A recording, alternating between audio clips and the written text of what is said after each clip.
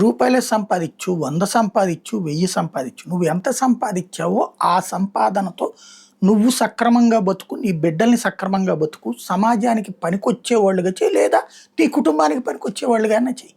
అంతే తప్పించి నా మతాన్ని నమ్మని వాళ్ళందరూ పాపాత్ములు, వాళ్ళు అజ్ఞానులు, వాళ్ళు బ్రతకడానికి వీల్లేదు, భూమి గుండ్రంగా ఉందని ప్రపంచమంతా సరే సైన్స్ నిరూపించినా సరే నేను మాత్రం బల్లపరుపుగానే ఉందని తేల్చి చెప్తాను. అట్లాగే మహిళ అంటే గనక కేవలం కుటుంబానికే పరిమితం కావాలి, చదువుకోకూడదు, ఉద్యోగం చేయకూడదు, డ్యాన్స్ ఆడకూడదు, సంగీతం ఉండకూడదు. ఇట్లాంటి విచిత్రాల్లోనే ఒక్కసారి ముస్లింలు ఆలోచించండి. కొన్ని దేశాల్లోనేమో సందడి చేసుకుంటారు, కొన్ని దేశాల్లోనేమో ఉండకూడదు. ఇప్పుడు ఇరాన్లో మహిళలు అద్భుతం, అక్కడ 95% విద్య ఉందని కొంతమంది రాస్తున్నారు. మరి ఆఫ్ఘనిస్తాన్లో ఏమవుతుంది? పాకిస్తాన్లో బాగానే ఉన్నారు కదా. మరి సిరియాలో వీటిట్లో ఏమైపోతుంది? ఐఎస్ఐఎస్లో బానిసలుగా మహిళలను ఎందుకు ఉంచుతున్నారు, సెక్స్ బానిసలుగా? నువ్వు భూమి మీద ఉన్నప్పుడు బాధ్యతగా బతక్క, నువ్వు ఎవరినో చంపితే స్వర్గానికి వెళ్ళాక అక్కడ 72 మంది అమ్మాయిలు వచ్చి లైన్లో వచ్చి పడుకుంటారు, లేకపోతే కనుక మద్యంలో ఏదొచ్చు అంటే, ఇక్కడ నువ్వు మద్యాన్ని నిషేధం అన్నాక ఆకాశంలోకి వెళ్ళాక మద్యం తాగడం అంటే అప్పుడు పాపం అవదా? ఏమిటిది? ఎలాంటి సిద్ధాంతం వైపుకి వెళ్తున్నావు? దీనికి తోడు ఇప్పుడు ప్రపంచంలో ఏ ముస్లిం దేశమైనా కంఫర్టబుల్ లివింగ్ ముస్లింలకు ఇవ్వగలుగుతుందా? అరబ్బులు మనల్ని ముస్లింలుగానే చూడరు, వాళ్ళు కంఫర్టబుల్ లైఫ్ ఎంజాయ్ చేశారు. బట్ ఇస్లామిక్ సామ్రాజ్యాలు నడుస్తున్నటువంటి పాకిస్తాన్ కావచ్చు, ఆఫ్ఘనిస్తాన్ కావచ్చు, బంగ్లాదేశ్ కావచ్చు, ఇరాన్ కావచ్చు, ఇరాక్ కావచ్చు, ఎవరన్నా సేఫ్గా ఉన్నారా?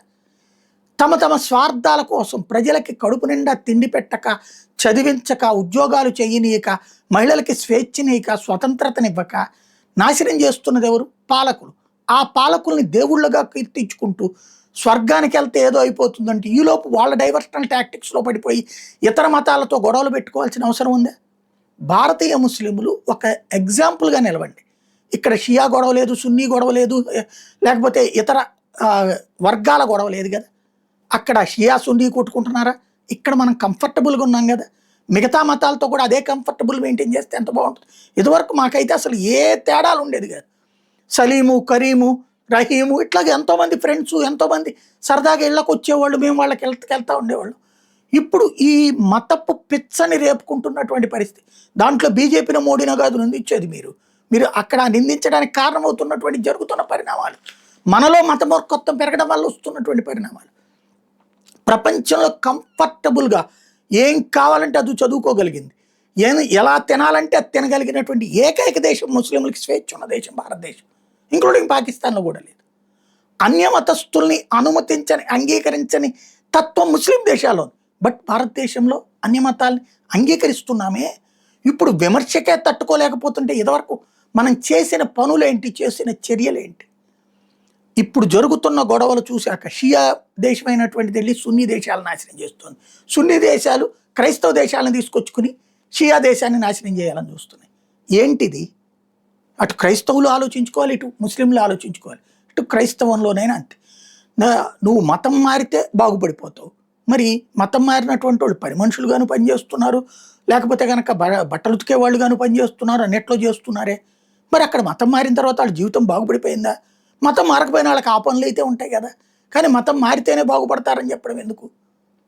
నువ్వు నీ దేవుడిని నువ్వు విశ్వసించు, నా దేవుడిని నన్ను విశ్వసించని. కానీ నా దేవుడి మీద నువ్వు దూషణలు, ద్వేషాలు రగిలించి చేసే విధానం కరెక్టేనా? ఇప్పుడు పోనీ ఏమైనా ప్రపంచ శాంతిని ఏమైనా తీసుకొస్తుందా? క్రైస్తవ దేశమే కదా రష్యా, క్రైస్తవ దేశమే కదా ఉక్రెయిన్, క్రైస్తవ దేశమే కదా అమెరికా. మరి ఎందుకు నాశనం చేసుకున్నాయి ఒకళ్ళకొకళ్ళు? ఏం ప్రయోజనం చేకూర్చిపెట్టారు? ఎవరికైనా ఉపయోగపడినాయా?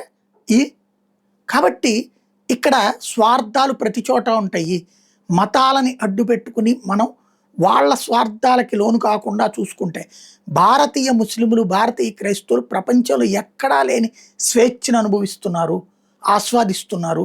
మిగతా వాళ్ళతో శత్రుత్వం క్రియేట్ చేసే ప్రయత్నం మత పెద్దలు చేస్తున్న వేళ జాగరూకతతో ఉండటం బెటర్.